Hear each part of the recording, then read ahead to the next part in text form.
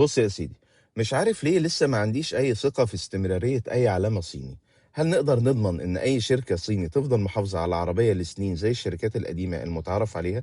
زي ما في أوكتافيا وفي سيفيك وفي كورولا وفي الإلانترا. إحنا شفنا ام جي وقفت إنتاج الام جي 6 اللي كانت ناجحة جدا ومن غير سبب، واللي اشتراها لبسها. سامعين؟ هل ده هيبقى العادي بعد كده؟ استمرارية الشركة مش بس العربية، استمرارية العربية مش بس الشركة، عفوا، مهم جدا في قرار الشراء اصلا وفي الريسيل بتاعها. خلينا ارد على حضرتك بالمثال اللي انت ضربته، الام جي 6. ام جي 6 ما بقتش موجوده، بقى في موجود ام جي 7.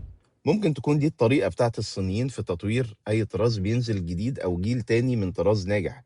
ولكن قد يكون برضه وجهه نظر تسويقيه الام جي ان هو عنده الام جي 5 مستمره، عنده ام جي جي تي، عنده ام جي 7.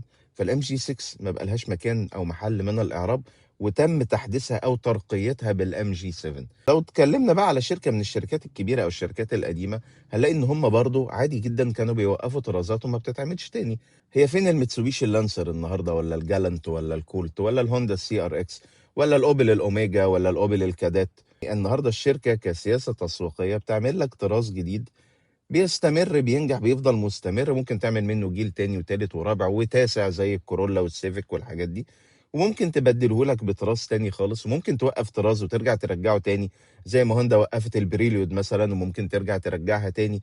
فهي القصة مش بتبقى قصة المسمى ده دليل على نجاح او فشل الشركة من عدمه، لا، هي بتبقى سياسات تسويقية. زي بالظبط لما بينزل لك العربية عندك باسم سيراتو او الانترا، بينزلها في اسواق تانية باسم فورتي او افانتي او ايا كان المسمى. الاستمرارية قد تكون هي برضو نتيجة او دليل على النجاح، ولكن احيانا بيبقى التطوير بيستلزم شوية تغيير.